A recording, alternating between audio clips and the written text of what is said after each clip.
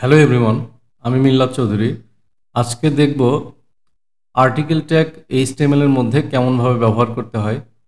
তো চলুন দেখি সেটা কিভাবে ব্যবহার করতে হয়।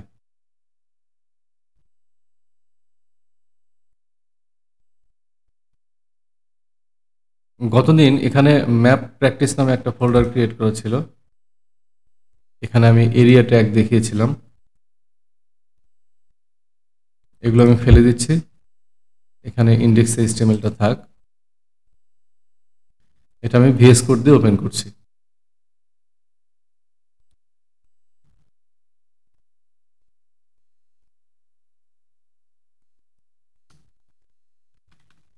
একটা HTML5 এর স্নিপেট নিয়ে নিলাম।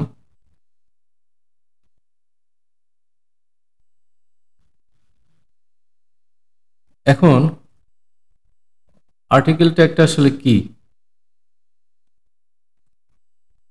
আমি যদি একটু কোনো এক্সাম্পল দেখি।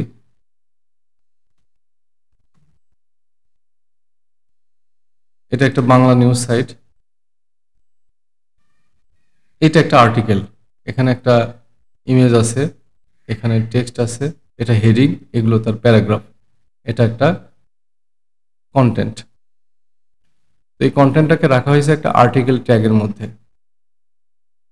তো এটা কিভাবে করতে হয়? তো প্রথমে আমি একটা আর্টিকেল ট্যাগ নিয়ে নিব। আর্টিকেল ট্যাগের মধ্যে আমার H1 থাকবে, বা H2 থেকে H1 থেকে H6 পর্যন্ত যে কোনো একটা থাকবে। এখানে আমি লিখতেছি দিস ইজ হেডিং 1, তার মধ্যে প্যারাগ্রাফ। আমি 40 ওয়ার্ডের একটা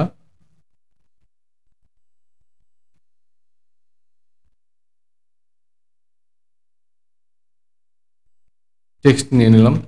এখন এটা যদি আমি আউটপুট দেখি,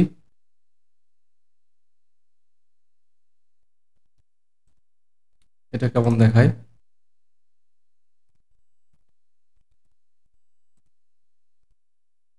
এখানে টেক্সট দেখাচ্ছে।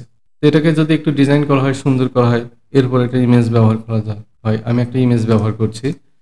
উম,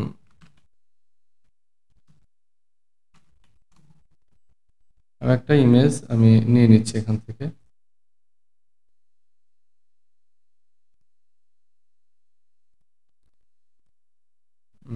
এটা একটা ফ্রি ইমেজ, না আমি ফ্রি ইমেজ ব্যবহার করি। আমি এরকম একটা ইমেজকে নিয়ে নিচ্ছি, ডাউনলোড করে নিলাম।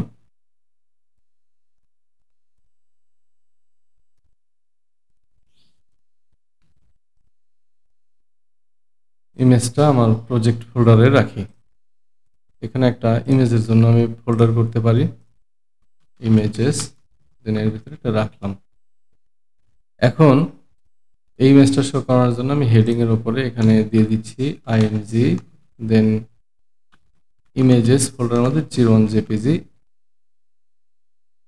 আছে এখানে। হ্যাঁ, ইমেজটা এখানে আছে। এটাকে আমি সেভ করতেছি। দেন একটু দেখি কি হইলো। এটা এমন হইলো। এটাকে যদি আমি একটু সাজাইতে চাই, সাজানো যাবে। এজন্য আমি করি কি, এখন আমি এখানে একটু ডিজাইন করার জন্য স্টাইল লিখতেছি। তো স্টাইল যদি বুঝতে সমস্যা হয় তাহলে সমস্যা নেই। এটা আমি HTML প্লেলিস্টটা শেষ হলে তারপরে আমি CSS এ যখন যাব তখন এগুলো ডিটেল আলোচনা করব। এখানে একটা স্টাইল অ্যাট্রিবিউট ব্যবহার করলাম। এখানে একটা ওয়াইড দেই,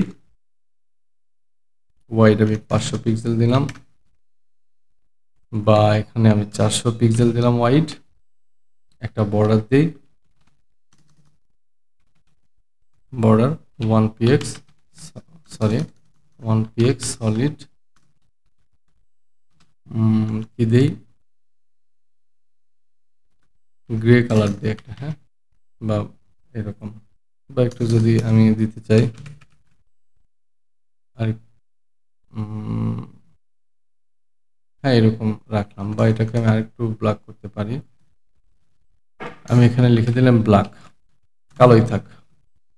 বুঝতে সুবিধা হবে। তো এখানে আমার দেখাচ্ছে এমন, ঠিক আছে। এই ইমেজটার ওয়াইডটা আমার ঠিক নাই। এই ইমেজটার ওয়াইড ঠিক করার জন্য এখানে একটা স্টাইল লিখি, ওয়াইড 100% লিখে দিলে এটা আমার এরকম হলো। এটা একটা আর্টিকেল হলো, এটা একটা কন্টেন্ট হলো। এটাকে আরেকটু সুন্দর করা যেতে পারে। আমি এইখানে যদি এখানে লিখি প্যাডিং